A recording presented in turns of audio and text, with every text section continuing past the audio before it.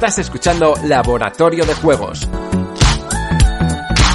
tu podcast sobre la creación de juegos de mesa con Pablo Garayzar y Adrián Alba.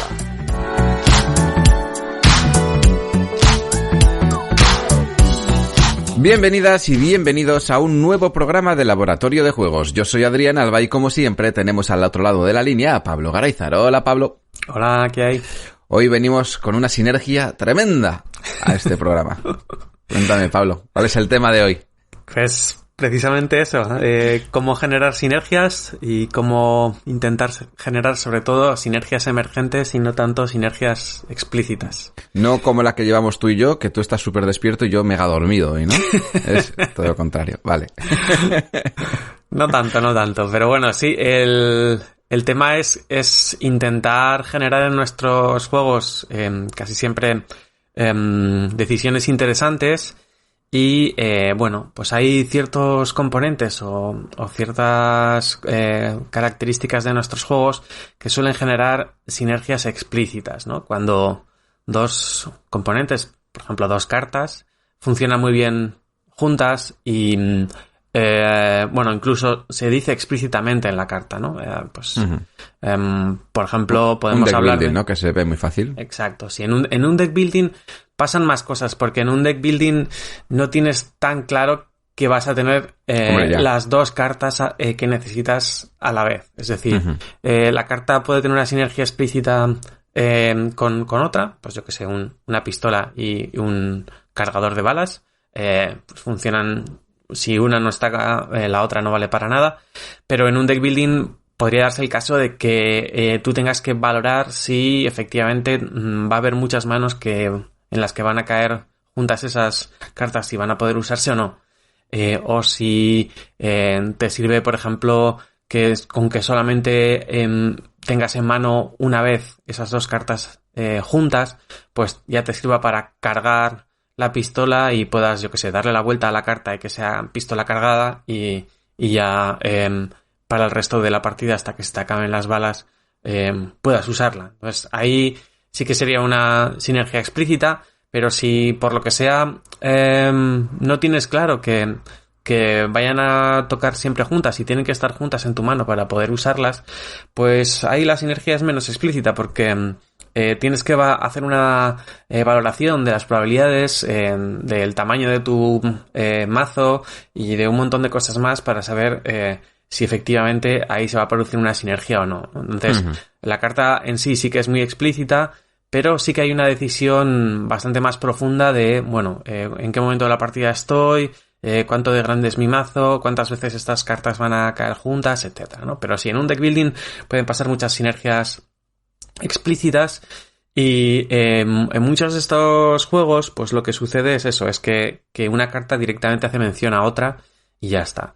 Ahí vemos explícitamente pues como nos está diciendo quien ha diseñado ese juego: úsalas juntas, porque estas cartas por sí solas sí.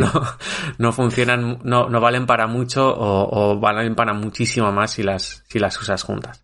A veces ese mensaje no es tan claro, pero sí es bastante evidente porque se usa lo que muchas veces se llaman etiquetas o categorías. Dicen, bueno, pues usa esta munición con cualquier carta de tipo arma. Y entonces, bueno, pues ahí no te están diciendo que uses esa munición con la pistola o con la metralleta o con cualquier otra cosa, sino que te dicen, bueno, cualquier... o sea, esto es un cajón lleno de munición y cualquier arma que tengas de fuego, pues la vas a poder cargar con esto, ¿no? Pero en el fondo es un poco lo mismo. O sea, hay un salto semántico, podríamos decir, que estamos utilizando una categoría para decir qué tipo de cartas pueden unirse con esta otra, pero en general es bastante parecido. Mientras que en las sinergias emergentes o las sinergias que son más implícitas, lo que sucede es que hay dos o más objetos del juego que funcionan muy bien mecánicamente, pero no se está definiendo eso tal cual ni en las reglas del juego, ni en el propio componente, sino que muchas veces es más la temática la que te da la pista de que esa sinergia está ahí, ¿no? A veces es una carta que genera recursos y que luego hay otra carta que consume esos recursos y finalmente genera un beneficio que es aprovechado por una tercera carta que hace no sé qué cosa que es muy potente, ¿no? Entonces, ese tipo de saltos que hay que dar para que esa sinergia se produzca muchas veces es simplemente una cadena causal, pero otras veces es algo mucho más genérico, ¿no? Por ejemplo, pues en un juego de granjas que es bastante clásico, podríamos pensar en el abono que se puede utilizar para abonar un montón de tipos de campos, es decir, siempre es un recurso positivo. Uh-huh. Y ese abono pues lo podemos utilizar, por ejemplo, para abonar, unos pastos, y esos pastos pues después van a permitir que nuestro ganado, pues ya sean vacas o ovejas o cualquier otra cosa que tengamos por ahí, estén pastando y consigan pues dar mejor leche o cualquier otra cosa. Al final lo que estamos generando en una sinergia más emergente son una especie de motores que no están definidos de antemano, sino que pues cuando conseguimos tener 3 tipos de recursos o 3 cartas en nuestro deck building o 4 o 5 construcciones que hemos hecho en nuestro tablero individual, los componentes pueden ser muy diferentes, pero al final lo que hemos generado es una sinergia entre todos esos componentes que turno a turno nos están dando mucho más que lo que nos darían por separado, ¿no? Y eso se da la circunstancia bastante graciosa de que hay veces que pues temáticamente hay ciertas cosas que se plantean desde el principio del diseño del juego, pero que incluso hasta saliéndonos de la temática, quienes juegan a nuestros juegos pueden descubrir estas sinergias que no habíamos tenido en cuenta a la hora de diseñar y definir cada uno de los comportamientos y de los valores de nuestros componentes, y resulta que encuentran quienes juegan a nuestros juegos motores o sinergias emergentes que no habíamos planeado. Y hay veces que esas sinergias emergentes encontradas o descubiertas por nuestros jugadores no son algo bueno, porque nos rompen el juego, igual están demasiado rotas, y esas hay que descubrirlas en el testeo. Pero hay otras muchas veces en las que el juego tiene una segunda vida de diseño por parte de quienes juegan. Es decir, que quien propone pues algunas de esas sinergias emergentes ha aprovechado la temática o ha aprovechado la matemática de los componentes para que no sea tan explícito, pero para que sea interesante, y resulta que pues el juego da muchísimo más de sí, porque no se ha explorado toda la combinatoria, o porque cuando se juega a muchos más largo plazo, a muchos más turnos vista, pues existe la posibilidad de generar motores más sofisticados, etcétera. Entonces, pues esos pequeños trucos descubiertos por quienes juegan hacen también que el juego gane en profundidad, ¿no? ¿A ti todo esto te suena? ¿Algún juego que hayas jugado? Hay un caso claro que ha pasado, y es, por ejemplo, con el Tzolk'in. Tzolk'in es un juego conocido ya por todo el mundo, creo yo, ¿no? Simplemente por esos engranajes que dan vueltas en el tablero. Bueno, pues... Sí, súper vistoso en mesa. Claro, quien no ha estado en redes igual ha jugado 2 partidas en su casa y no se ha dado cuenta, ¿no? Pero en cuanto empieza a jugar más, va a empezar a darse cuenta de que hay una estrategia completamente rota. Una estrategia que lo destruye todo, porque es la mejor sinergia que puedes encontrar dentro del juego, ¿no? Y no voy a decir cuál, porque así no hago spoiler y ya, pues, es como si fuera una peli, ¿no? Ya lo buscas por tu cuenta, juegas. Pero hay una forma de juego que, de hecho, si juegas a este juego, lo juegas en ¿cómo se llama? En la página esta, Board Game Arena, creo que es. Sí, BGA.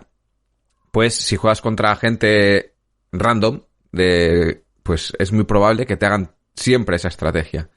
Porque no está capada dentro de la aplicación y porque no se refleja en el manual, ¿no? Es una estrategia que te permite ganar puntos constantemente de una forma constante, o sea, bastante bien todo, te permite hacer acciones casi de cualquier sitio y no te hace falta valorar otras estrategias o pegarte en otros lugares, siempre hacer lo mismo todo el rato, porque es la metasinergia, porque hace sinergia con todo el tablero, ¿no? Uh-huh. Básicamente. Y te amoldas siempre en cada acción. Y dices, si es que yo si vengo aquí, siempre voy a poder hacer lo que quiera. O casi siempre voy a poder hacer lo que quiera, ¿no? Pues este es un claro ejemplo. Y hay otros casos, sobre todo, mira, y es curioso porque va con uno de los autores del Tolkien que siempre que diseña un juego, yo cuando jugaba sus juegos me parecía siempre que tenían algo raro. Y es que no sé por qué hay aquí cosas que no funcionan bien, cosas que sí funcionan bien, y luego ya cuando le conocí en persona y me enseñó un proto y me explicó cómo rediseñaba los juegos, lo entendí todo. Es como se me expandió la mente, ¿no? Y este autor es Daniel Tascini, uh-huh, que tiene juegos como Teotihuacán, por ejemplo, ¿no? Y que en el propio Teotihuacán o en Tequenu ves que hay acciones que dices, joder, es que esto no renta hacerlo en ningún momento, ¿no? ¿Por qué voy a querer hacer esto? Y es que el propio autor, ya cuando estás con él y te lo explica, dice, no, es que yo quiero potenciar siempre una parte del juego que, claro, cuando juegas la primera vez tú no lo ves, pero yo quiero que haya una parte que sea la dominante. Quiero que haya una parte en la que la gente se venga a pegar siempre porque vean que es la parte fuerte, entonces que todo el mundo quiera hacer eso, por lo tanto hay tortas ahí. Entonces de las 6 acciones que te estoy dejando hacer, realmente solo te interesa hacer una porque es la interesante, el resto no. Y dice, claro, y bueno, y para mitigarlo un poco, pues a veces lo camuflo un poco, pues por ejemplo, en el Tequenu, pues tiene una acción que es bastante loser, podríamos decir, que no merece la pena ir a hacerla, pero él dice, no, pero es que aquí he metido unas cartas que si salen en la partida todo el mundo va a querer venir aquí. Entonces de repente esta acción se va a volver súper potente, ¿no? Y claro, dices tú ya, una de cada 8 partidas me pasa eso, ¿sabes? En una de cada... pues multiplica rondas de partida por 8 partidas y tal, pues una de cada 40 me puede tocar, ¿no? Una vez de cada 40 me puede resultar interesante esa acción. Y claro, son sinergias, como tú dices, que no están explícitas, pero que están intencionadas encima, ¿no? Joder, pues no sé, a mí me parece un fallo de diseño enorme, la verdad. Para mí también. La gente se me echa encima cada vez que digo estas cosas, pero para mí son juegos que están a medias de diseñar. Son como tienen que están bien diseñados ciertas partes, pero no están diseñados bien.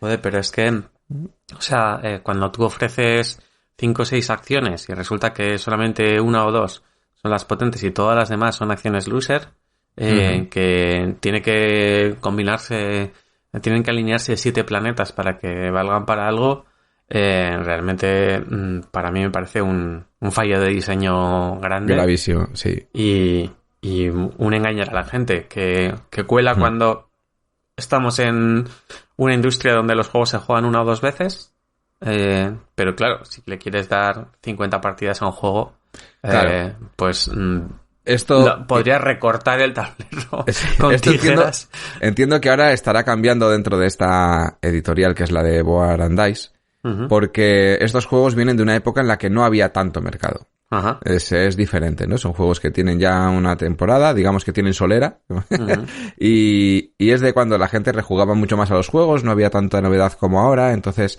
se jugaba bastante más y son juegos que han tenido renombre por eso mismo, ¿no? Porque eran innovadores cuando salieron, gestión de dados, antes no había casi gestión de dados, ahora tienes juegos en los que más o menos gestionas dados, ¿no? Que son todos estos juegos como Teotihuacán, Tequenu, o Tabanusi, o todos los que ha sacado de Daniel Tascini después, ¿no? Y claro, yo creo que lo que pasa aquí es que es eso, se le ha dejado la libertad al autor de hacer exactamente lo que él quería con el juego, la editorial le ha dado el visto bueno, no lo ha refinado, y cuando ya ha llegado luego las críticas, es cuando, bueno, pues ahora vamos a sacar aquí un par de expansiones que no las hace... que las va a hacer David Turchi o las va a hacer otra persona que tengamos en desarrollo para intentar solventar este problema, ¿no? Y así tienes pues Teotihuacán, que tiene otras 3 o 4 expansiones que solventa problemas que tiene el juego base, pues como una acción loser que es intentar ir, por ejemplo, hay una estrategia que es ir a por máscaras que dan puntos de victoria, pues con una expansión lo soluciona y es más viable, porque al principio es una estrategia que está ahí y cada vez que lo juegas pues no, es imposible, no puedes hacerlo. Y otras tantas cosas que el jueguito tenían puntitos son como puntadas que si has jugado 2 partidas no lo vas a ver, que si juegas muchas sí las ves, y cuando juegas muchas ya estás a una estrategia concreta, y el que diga que no está casi mintiendo. Dice, hay como 2 o 3 estrategias a seguir, y si no sigues una de esas estrategias marcadas, como que no te sales de ahí, ¿no? Y hasta que no llegan las expansiones, el juego no evoluciona de ese sitio. Y lo mismo pasa con Tekkenu. Tekkenu le sacaron luego una expansión que ya cambia esta dinámica y hace que sea diferente, que sean de diferente interés otras acciones, y esas sinergias cambien bastante. Sí, bueno, a mí cuando lo contaste la primera vez me quedé alucinado porque pensaba que a esos niveles pues los juegos estaban mejor diseñados, pero... No dejan de ser buenos productos. Sí, es verdad. O sea, al final el diseño perfecto no existe. Eso es, y que esta gente muy probablemente se dedique profesionalmente al diseño de juegos, y entonces le puede dedicar el tiempo que le dedica y luego al siguiente, y así sucesivamente. Claro.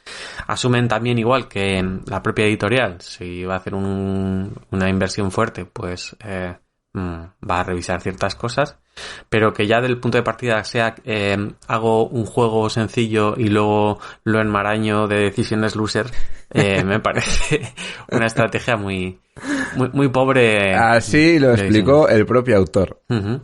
Y desde entonces yo veo sus juegos con otros ojos. Ya no, yo a partir de ahora también, porque es que me parece una muy mala propuesta de diseño, la verdad. También hay que decir que eran de otra época. Sí. Ese tipo de decisiones, entonces también era, pues bueno, que la gente lo descubra. Y también te digo que eso no se habría notado hoy en día. Si el juego sale hoy, como no se juegan tantas partidas, claro, tampoco habría habido ese descubrimiento de esas sinergias extrañas, seguramente, ¿no? Porque el juego tiene varias capas, entonces una cosa sí es verdad, es que tiene tantas cosas que te va a costar ver esos problemas hasta que has jugado bastante. Claro. En la primera partida vas a decir, oye, pues ¿por qué esto no me ha funcionado? Vale, lo habré hecho mal, ¿no? Sí. Y vas a jugar otra y vas a ir por otro camino, el otro no me salió bien, pues ahora hago otra estrategia, que es un poco lo que el autor quería buscar, que tú pruebes estrategias hasta que encuentres la buena. Sí, pero en su cabeza hay una buena. Sí. En un juego de exploración sí que lo veo, pero en un juego tipo de gestión no, me parece un error. O sea, sí que entiendo, por ejemplo, pues yo qué sé, si hay un terreno por descubrir, pues que haya partes del terreno que sean mucho peores que otras, y hasta que la tercera o cuarta partida no te des cuenta, y entonces, bueno, empieces a ver algunas pistas que te haya podido dejar quien ha creado el mapa para decir, mira, aquí te la estás jugando más, aquí te la estás jugando menos, y bueno, parte de la diversión sea esa rejugabilidad que dan pues esa sensación de exploración, pero que en un euro haya exploración para ver cuál es la estrategia dominante, no lo termino de ver, la verdad. Yo creo que esto va un poco en los juegos de euros, un poco más de vieja escuela, ¿no? Te pongo aquí todo esto para que explores, para que tengas opciones, para que puedas ver tu camino. Antes igual no se valoraba tanto el que fuera una estrategia más potente que otra, y eso ha surgido con el tiempo, y ahora, pues debido a esos diseños, ¿no? Es donde hemos cogido el conocimiento para intentar que esas cosas no pasen en el nuestro, y que cuando hagamos un prototipo o nuestro juego, pues que ya no tenga esos sesgos de, vale, sí, yo quiero que se explore, pero por lo menos que sea todo viable, ¿no? Sí, totalmente. O sea no es una cosa, o sea, yo no lo veo como algo malo. Yo lo veo como juegos que realmente los vas a disfrutar, funcionan bien, y que nos han dado mucho aprendizaje que para juegos que vamos a hacer ahora, hoy en día, para muchas cosas que seguramente ya no se aceptan. En juegos viejos sí se aceptan, pero en los juegos ahora más modernos quizás no tanto. Y bueno, eso lo hablamos desde el punto de vista que tenemos sesgado por nuestro mundo del diseño, que muchas veces también nos coartamos en grupo. Según vamos jugando nuestros propios juegos, pues nos vamos coartando diciendo, no, es que esto ya lo he visto aquí, ha pasado tal. Y luego sales a un público general y es cierto que hay muchas cosas que no se valoran tanto como lo hacemos aquí. Sí, pero es que, o sea, a mí un juego me puede parecer que está perfectamente diseñado y me parece aburrido, y otro juego me puede parecer que está rotísimo y aún así es muy divertido. Entonces, claro. No tiene nada que ver, o sea, como, yo qué sé, si dices, no, pues es que este cuadro está perfectamente dibujado, el uso de la luz es alucinante, no sé qué tal, pero no me gusta. O sea, me genera inquietud. Claro. ¿No? Entonces, igual lo divertido es el momento en el que se te cayó el bote encima, ¿no? Puede ser. Sí, pues ese...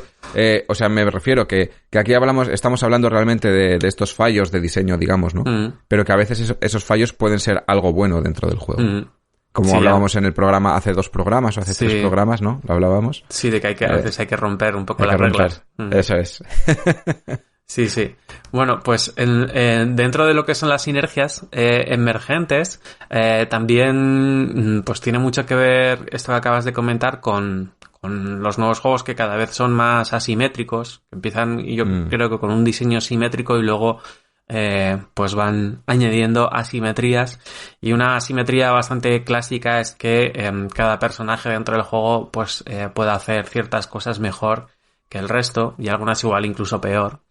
Entonces ahí ya se van dando sinergias emergentes, porque normalmente esa mejora pues es muy pequeña con respecto a los demás, pero que si tú te vas haciendo un acopio de una serie de recursos o cartas o dominando ciertas partes del tablero donde esa pequeña mejora se va multiplicando, pues al final va a emerger una sinergia mucho más grande y vas a poder aprovechar mucho mejor tu facción o tu personaje dentro del juego, ¿no? Y entonces, bueno, pues en juegos cooperativos muchas veces esto sirve para reducir un poco el efecto alfa, de que, bueno, hay gente que sabe hacer mejor unas cosas que otras y tal, y si no hay comunicación perfecta, pues se asume que quien va a hacer las cosas que tiene que hacer, que sabe hacer mejor, pues va a ser quien va a resolver la papeleta cuando se dé el caso, etcétera. Pero en juegos competitivos pues también pasa, ¿no? Que si esa asimetría y esa mejora diferencial que tiene alguna facción o algún personaje dentro del juego puede además aprovecharse haciendo acopio de algún tipo de recursos, pues no solamente va a ser una sinergia emergente para quien la puede desarrollar, sino que también va a condicionar la estrategia del resto de gente que está jugando para intentar evitar que esa sinergia se dé, ¿no? Entonces, bueno, en algunas facciones la sinergia es bastante explícita, pero en otras pues no lo es tanto, ¿no? Y se me viene a la cabeza, por ejemplo, el juego Root, donde con algunas facciones es más fácil ver el camino hacia la victoria y con otras facciones es mucho más difícil. Y entonces, bueno, pues ahí se ven como las sinergias son algunas más explícitas y otras son mucho más emergentes, pero que cuando das con ellas, pues dices, ostras, sí, esta es la manera de ganar con no sé qué facción, ¿no? Entonces, no es necesario que sea simplemente con facciones asimétricas, ¿no? También. Y esto lo puedes ver incluso en el Catán, clásico de los clásicos. Sí. Si yo domino todos los campos de arcilla, entonces todo el mundo tiene que comerciar conmigo. Por lo tanto, ya tienes ahí como un filón. Sí.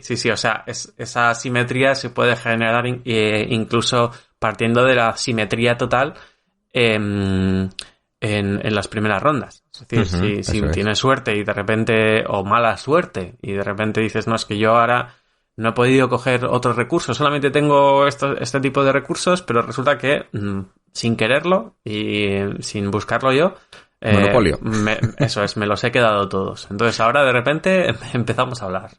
Y, claro. y ahí ya pues dices, bueno, pues hago de la necesidad virtud, ¿no? Yo resulta que no puedo generar nada porque solamente tengo un tipo de recurso, pero es que parece ser que en 3 o 4 rondas nadie va a poder tener acceso a este recurso salvo que comercie conmigo. Entonces ahí pues sí es una sinergia emergente que, bueno, no está planteada en diseño, pero sí que puede darse en tiempo de juego, ¿no? Que bueno, puede hacer las partidas incluso más interesantes e incluso pues esa penalización inicial que tenía por el azar una persona, pues verse recompensada de manera muy emergente. Pero volviendo un poco al diseño, que es un poco lo que sí que podemos controlar más, me parece muy interesante eso, que haya la posibilidad de que ciertos personajes o facciones busquen un tipo de sinergias y ciertos otros personajes busquen otras. Porque creo que debemos mantener la tensión entre lo central y lo periférico, y me explico. Es decir, en la mayoría de los juegos lo que se plantea es que, bueno, hay una serie de cosas que son mejores que otras, claramente, y que va a haber tortas por esas cosas, por controlar el centro del tablero o por hacer lo que sea, no sé. Entonces ahí está el juego. El juego pues lo están creando quienes juegan, o una IA que tengamos que introducir, un automa que tengamos que introducir para que efectivamente haya tortas por las cosas interesantes. Pero por otro lado, de manera paralela, igual lo que se puede hacer también es que haya cosas más periféricas, más accesorias, donde pues hay ciertos personajes o facciones que pueden aprovecharlas más, y donde no va a haber tortas. Es decir, yo creo que es interesante que no haya tortas por absolutamente todo dentro del juego, sino que haya algunas estrategias más centrales y otras estrategias más laterales, donde, bueno, pues hay gente que tiene que decidir en sus turnos si está, como decimos por aquí, a setas o a Rolex, ¿no? O sea, sí. Si vamos a por lo importante o vamos a por lo accesorio, y en función de cómo nos vengan también el azar o nuestros recursos en la partida, pues habrá rondas donde nos rentará mucho más ir a unas cosas o a otras, y eso va a hacer más impredecible nuestra forma de jugar y por lo tanto más interesante para el resto de jugadores.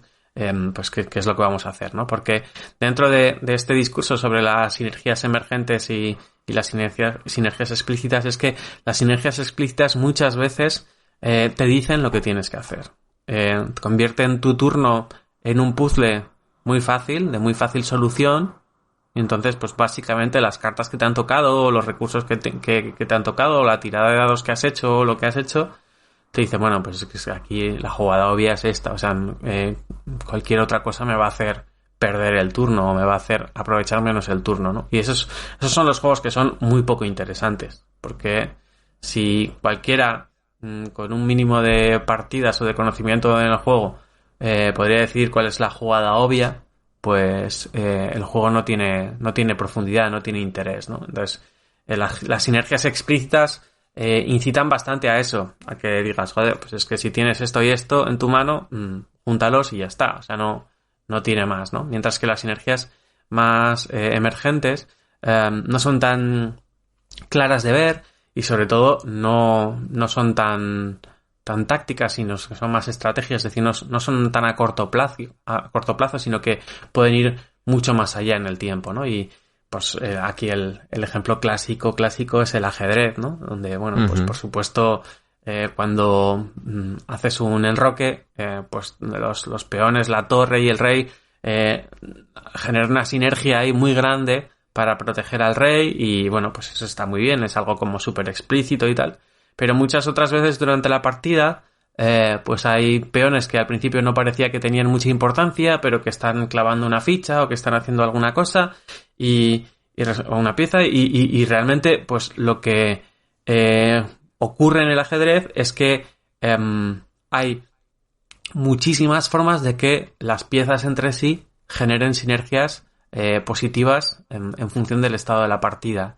Y ¿cuánto de bueno es un movimiento? Pues con respecto a otro, a veces es que todos los movimientos que hagas son positivos, o incluso hay veces que todos los que hagas son negativos porque estás en una situación muy comprometida, y elegir entre el mejor de los bienes o el menor de los males pues también es súper interesante, ¿no? Entonces, que el propio juego te dé algunas sinergias explícitas para que no sea pues tan confuso, me parece muy bien, pero creo que es bastante importante que el juego no te diga cómo tienes que jugar en todo momento, es decir, que las sinergias no sean tan explícitas como para que digas, no, es que aquí el movimiento obvio es este, aquí el otro movimiento obvio es este otro, etcétera. Por supuesto, en el ajedrez, pues alguien que llega a niveles altísimos de juego va a ver las jugadas que nosotros vemos como bueno, aquí hay mucha sinergia emergente y tal. Y dice, no, aquí lo obvio es esto y todo lo demás es muchísimo peor. No lo estás viendo porque es muchísimo peor a 10 jugadas vista, pero cualquiera que tenga cierto nivel lo ve, ¿no? Pero bueno, es como nadie va a conseguir el nivel que tiene la gente jugando al ajedrez, jugando a nuestros juegos, sí que creo que es importante que las jugadas o las decisiones que tenemos en nuestro turno no sean obvias. Y eso es otro punto a favor de las sinergias emergentes, ¿no? ¿Te ha pasado alguna vez de jugar algún juego y que veas que, joder, es que aquí lo obvio es esto, aquí lo obvio es esto otro, aquí no hay otra cosa que hacer esto, etcétera? Claro, cuando juegas a la oca, lo obvio es tirar el dado y... No, pero he dicho algún juego. Sí, no. Hay algunos juegos, ya he olvidado esos juegos de mi imaginario, entonces... pues no sé decirte uno concreto en el que me haya pasado eso, pero hay muchos juegos que sí, ¿no? Que tienen ese, sobre todo muchos que están dirigidos quizás a un público más infantil, sí, sí tienen esas cosas que es obvio, bueno, está en un nicho en el que le corresponde, y hay veces que con juegos de editoriales que hacen juego infantil y que han querido ir un punto más allá, ¿no? De voy a hacer un juego plus para gente, un público más familiar y tal, que ahí ya debería de tener más decisiones. Ahí sí que he podido ver algunos problemas en algunos juegos. No sé decirte ahora exactamente nombres de juegos concretos, porque no manejo tanto ese nicho, pero sí que en ese rango sí que he visto bastantes juegos de bueno, es que tu decisión es hacer esto siempre sí o sí, incluso en mis protos, En mis protos también he visto también eso, a veces. Es hacer esto es lo bueno, el resto... Sí, no tanto durante toda la partida, pero digo que cada turno haya una decisión como súper obvia, ¿no? En ese turno es A, en el siguiente obviamente es C, en el siguiente es B, en el siguiente es A, otra vez, y así, y dices como, joder, pues realmente está jugando mi mano, no estoy jugando yo. Y muchas veces también es... Bueno, eso pasa mucho en los juegos de construcción de mazos, por lo general. Pasa mucho, tu decisión de turno no es casi, a veces es nula. Tú juegas toda tu mano y dependiendo de lo que tengas, igual no tienes decisión. Sí, a veces pasa. Sí, totalmente. Puedo comprar, pero solamente puedo comprar esta carta. O la única decisión es la compro o no la compro. O si tienes puntos de daño, pues si tengo tantos puntos de daño, pues hago tantos puntos de daño. Si tengo dónde repartirlos, podré decidir dónde los reparto. Si no tengo opción de dónde repartirlos, pues te hago esos puntos de daño y ya está. Y no he tomado ninguna decisión, ¿no? Las decisiones iban durante la compra y demás, pero por lo demás no hay... La única decisión que tiene una construcción de mazos de ese estilo, por ejemplo, es ¿qué compras? Sí. ¿No? Que es lo importante, realmente.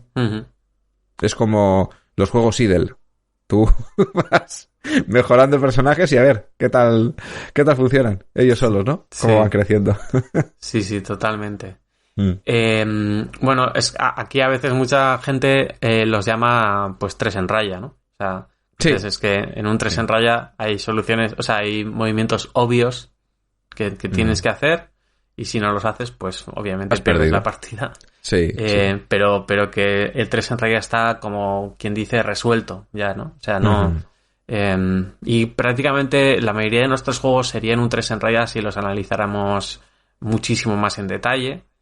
Pero como no vamos a jugar millones de partidas a nuestros juegos, sino como mucho decenas, pues lo importante es que no parezca un 3 en raya, ¿no? O sea, que no parezca que está todo como ya, bueno, pues es la jugada obvia, si no la haces, es un error no forzado que claramente te va a hacer perder la partida y hasta el fin. Sí. Esto pasa mucho al inicio de las partidas, mucho, en protos. La jugada obvia es esta, y muchas veces te puedes ahorrar 2 rondas de juego acelerando tú eso, cambiando el setup, dando las jugadas obvias hechas. Sí. Hay mucho juego que lo sigue haciendo, que se publica hoy en día y que sigue teniendo esas 2 rondas vacías de... No, es que las 2 primeras rondas es coges carta y coges carta.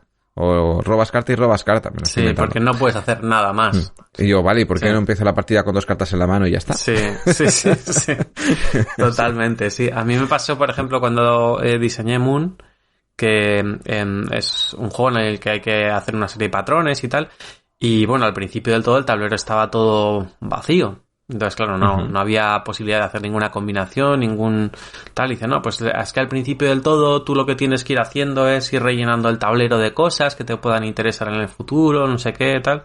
Y las 3 o 4 primeras rondas eran un peñazo, porque era básicamente ir haciendo operaciones sobre el tablero para que haya algo. Entonces, bueno, pues en la siguiente iteración de diseño cogí los 4 primeros patrones que salen o los 3 primeros patrones que salen en el mazo y los copié directamente en el tablero. Y luego les dije, bueno, pues eso los vuelves a meter luego en el mazo y los barajas y ya está. Entonces, algo que era súper tedioso y que quitaba el 100% de la agencia a quien estaba jugando, pues se resuelve súper rápido en setup. En Novel Run también pasaba, ¿no? Que al principio pues solamente tenías cartas de trabajo y de investigación y necesitabas dinero, necesitabas pues un montón de cosas más para empezar a funcionar. Pero con esas pequeñas cartas que tienes, las cartas más básicas del principio, pues no puedes hacer prácticamente nada, salvo contratar a un becario o becaria y pedir un proyecto pequeño. Entonces, el setup lo cambiamos para que fuera, no, empiezas ya con un predoc, con un becario y empiezas con un proyecto pequeño, porque es lo que va a hacer todo el mundo en sus 3 o 4 primeras rondas. Así que se acabó la tontería. Y a partir de ahí ya tú sí decides si quieres seguir contratando predocs o quieres ir a por cartas más potentes y te vas a arriesgar más o lo que sea, ¿no? Entonces, bueno, otra de los beneficios que tienen estas sinergias emergentes, además de que puede pasar que haya personas que encuentren motores que no estaban pensados inicialmente por quien creó el juego, es que las ramas de posibles acciones y de posibles combinaciones entre cosas que mejoran otras cosas, la combinatoria a fin de cuentas es muchísimo mayor, porque si tú haces la asociación de una carta funciona muy bien con esta otra, pues ahí solamente hay uno y uno, ya está. O sea, yo qué sé, pistola, bala, no tiene más. Pero si intentas ampliar o hacer menos explícito la relación, muy probablemente lo que estás utilizando son recursos intermedios, y esos recursos intermedios casi siempre te sirven para muchas más cosas, no solamente para el camino que habías pensado para esa sinergia más emergente o más implícita, ¿no? Entonces al final la combinatoria es muchísimo mayor, ¿no? Se me ocurre, por ejemplo, pues en tus juegos de Slime Crafters o de Apiari, que tú tienes como 2 o 3 jerarquías de recursos básicos que generan recursos intermedios que finalmente generan recursos avanzados, y ahí se te da mucha más combinatoria de todo con todo. Por supuesto, no todos valen para hacer cualquier cosa, pero pues no solamente valen para hacer una cosa. Entonces, pues al final, a pesar de que en un turno pues no puedas conseguir ciertos recursos y tengas muchos de los otros, pues vas a poder aprovecharlos también para generar recursos de segundo nivel de calidad, etcétera, ¿no? Sí, y luego, bueno, pues todo lo que sea evitar decisiones binarias de hago esto, no hago esto, sino que puedas tener mucha más capacidad de decisión, pues también es bastante interesante, porque creo que cuando finalmente hacemos clic y encontramos esa sinergia y vemos que este motor que teníamos pensado generar está empezando a dar sus frutos en mitad de la partida, pues generamos una sensación de sentirnos inteligentes, ¿no? Y eso, y realizados ahí. Eso es. Pues sí. Como bien, mi plan ha funcionado, me encanta que los planes salgan bien. Y bueno, parece que esto ya va a ir dando frutos poquito a poco y tal y cual. Y qué listo soy y qué culito tengo. Eso es. Entonces, eso es también muy, muy reconfortante dentro de la partida y es un tipo de diversión. Y es un poco lo que buscan estas sinergias emergentes, ¿no? Que bueno, pues que consigamos sentirnos bien. Hay algunas veces que por supuesto, hay sinergias emergentes que son más potentes que otras. Y entonces aquí tenemos que tener un poco de cuidado también con que no haya alguna que esté rotísima. Y incluso hay sinergias emergentes que no son solamente para nuestra facción, nuestro personaje o nuestro jugador, sino que hay veces que están beneficiándonos a nosotros, pero también al resto o a parte del resto. O sea, yo qué sé, pues hay facciones o personajes que son de agua, de tierra y de aire, y ahí estamos jugando 5 o 6 personas y resulta que, bueno, pues solamente 2 estamos en el agua, y yo todo lo que haga para el agua, para mejorar la calidad del agua, para que el agua tenga más recursos o lo que sea, pues me está beneficiando a mí, está generando un motor para mí, pero también está generándolo para el otro personaje que también está ahí, ¿no? Entonces, bueno, pues hay que tener cierto cuidado también de decir, bueno, ¿cómo va? Porque yo estoy intentando ganar a todo el resto de la gente, pero y estoy colaborando a la vez. ¿Estamos hablando de semi-cooperativo? No lo sé. Pero... No, no estás cooperando, ¿no? Al final es lo que utilizo yo para beneficiarme es lo que va a hacer que el resto también pueda usarlo, ¿no? Sí. Entonces, era una coña, claro que no es un semi-cooperativo, pero hay veces que las sinergias que tú generas también son sinérgicas para tus rivales, y hay que tener mucho cuidado con eso, porque puede que le estés haciendo la mitad del motor a otro personaje que esté aprovechando sus turnos para no colaborar en la construcción de ese motor. Dice, bueno, pues si tú ya has hecho la primera fase y te veo que tienes muchas ganas de hacer la segunda, pues yo voy a recolectar cosas en tierra y ya veremos tú si quieres seguir o no, ¿no? Eso me recuerda mucho, por ejemplo, a cuando en una carrera ciclista se escapan 3 o 4 ciclistas, y entonces, bueno, pues ahí está la decisión de quién tira, ¿no? Porque quien está al principio de la escapada, pues se va a cansar muchísimo más, tiene que comerse todo el aire. Ninguno quiere ir. Claro, entonces todo el mundo quiere ir en la escapada y que la escapada fructifique para pelearse solamente con 2 o 3 para llegar al final de la meta, en lugar de con 200 personas. Pero, claro, cuanto más trabajes en el beneficio de la escapada, menos estás trabajando en tu beneficio personal de llegar al final con suficientes fuerzas como para ganar el sprint. Entonces, hay una cooperación, competición ahí muy turbia de decir como, bueno... Bueno, quien va en primera posición, no sé yo si quiere cooperar. Dicen, se están aprovechando aquí, te voy dejándoles el rebufo. Sí, no, pero dice, o sea, quiere cooperar un rato, es decir, yo que sé, si hay una escapada de 50 kilómetros, dicen, bueno, yo voy a tirar 10 o 15 kilómetros y luego que tire otro, y dicen, pues, si nadie tira, pues nada, que le den por saco a la escapada, porque es que si no... claro, nos juntamos con el pelotón otra vez. Eso es. Y entonces ahí hay una decisión bastante complicada de hacer, ¿no? Y luego eso, pues quien es muy generoso ahí, pues se está perjudicando para el final... Y quien es más egoísta, pues también, pero como haya demasiado egoísmo, pues son neutralizadas por el pelotón, y entonces, pues al final, ninguna de las personas que se ha escapado, pues va a beneficiarse de eso, ¿no? Entonces, eso muchas veces pasa en juegos que tienen este tipo de sinergias emergentes, donde la sinergia no es solamente para ti, sino que es para más gente, ¿no? Sí, mira, un ejemplo reciente, encima producto de aquí, Satori, de Paco Yáñez, ya tiene eso, ¿no? Tú puedes ir construyendo diferentes templos o mejorando diferentes templos dentro del tablero general, y todo el mundo puede beneficiarse de ello. Tú lo has mejorado, tú has hecho este cambio, has añadido nuevas acciones o has puesto mejores acciones, y mira, ahora todo el mundo puede ir a hacer estas nuevas y renovadas acciones. Tú a cambio te has llevado unos puntos de victoria, que no están mal, pero bueno...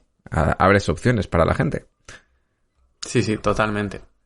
Bueno, y para ir terminando, en general, mi recomendación es que un buen juego debería tener los dos tipos de sinergias. Hay gente que dice, no, debería tener solamente implícitas y tal.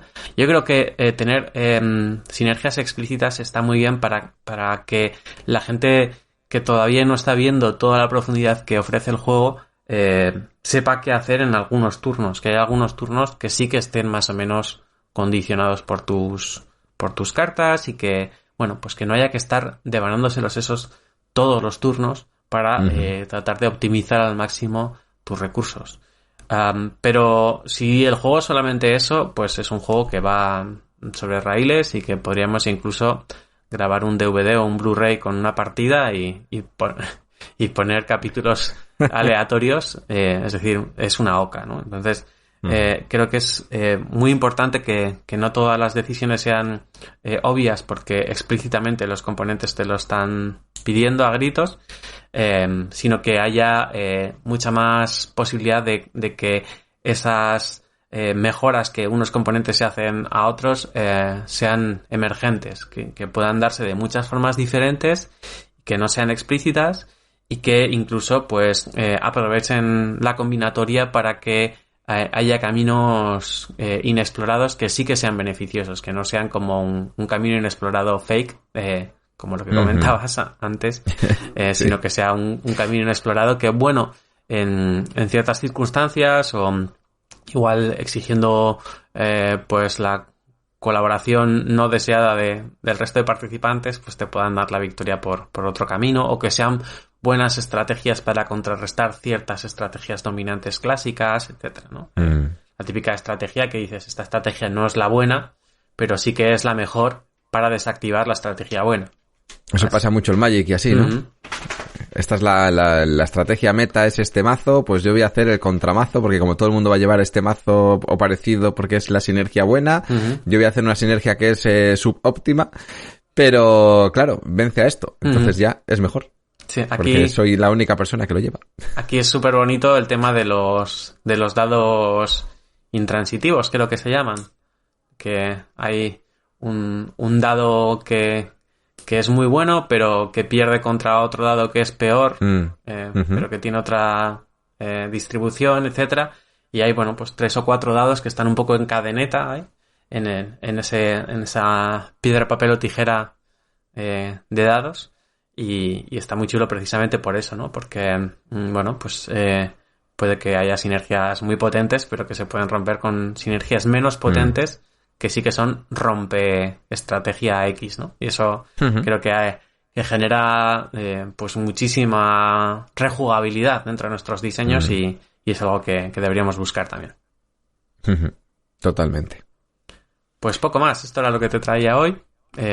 Muy interesante. Creo que ha dado para darle un poco de vueltas a cómo relacionamos nuestros recursos y generamos estrategias y tácticas dentro de nuestros juegos y en otros juegos que ya hemos jugado. Como siempre, pues tu conocimiento enciclopédico de muchos de los juegos y todo lo que tienes en tu salón, que es prácticamente más grande que cualquier ludoteca que haya visto, pues... Pues la mía no es muy grande, porque aquí se va purgando todos los días. Bueno, pero lo que ha pasado por ese salón sí que es muy grande. Eso sí. Lo que ha pasado ha sido una cantidad... Hay tiendas que no han tenido tantos juegos. Por eso te digo. Y es muy de agradecer eso, que la teoría se aterrice en la práctica. Pues muy interesante este programa. Seguro que la audiencia empieza a ver los juegos ahora de otra forma, ¿eh? Van a ponerse a jugar y van a decir, ¿esto qué es? ¿Esto es una sinergia oculta? ¿Esto es una sinergia... ¿Emergente? ¿Emergente? ¿Cómo es? ¿Qué pasa aquí? Seguro que nos lo cuentan por Telegram. Antes de terminar voy a hacer un pequeño telepromo. Bueno, telepromo no, radiopromo. Venga, vamos a hacer un poquito. Sí, siempre se me olvida, lo pienso todos los programas y luego nunca lo digo, pero hoy mira, me he acordado y lo voy a decir. Me vas a permitir, Pablo, si no te gusta, pues luego ya me pegas una colleja o lo que sea. Lo cortamos. Bueno. ¡Pip!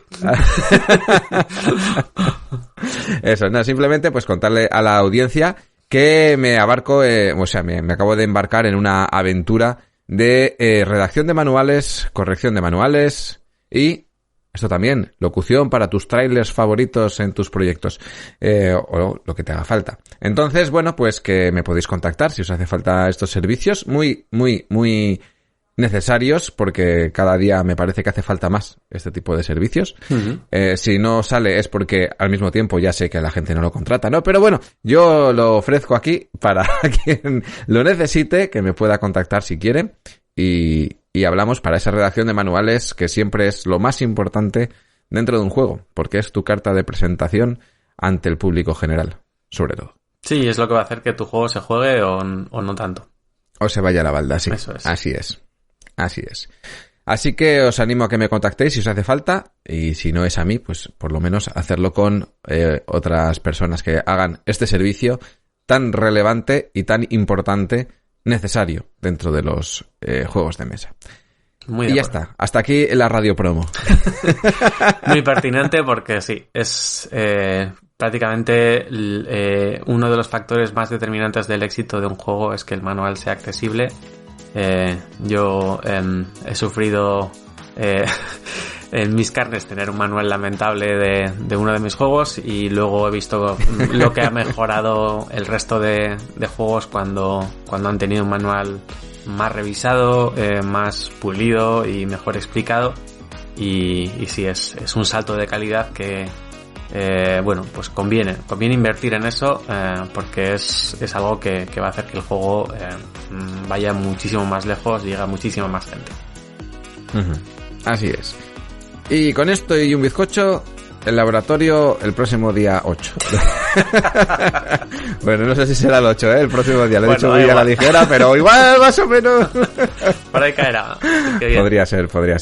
Pues sí. Pues nada, hasta aquí el programa de hoy. Como siempre, a la audiencia, muchas gracias por escucharnos. Espero que lo hayáis pasado muy bien, que haya sido didáctico, y nos vemos en el siguiente programa del Laboratorio de Juegos. Hasta luego. Adiós.